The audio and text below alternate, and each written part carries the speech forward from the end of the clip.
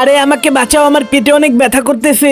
আরে এই পেয়ারা, তোমার কি হয়েছে? চলো তো দেখি। প্রথমে তোমার পেটের স্ক্যান করতে হবে। আরে কনগ্রাচুলেশন, তোমার তো বেবি হবে। এখন তো তোমাকে সিজার করতে হবে।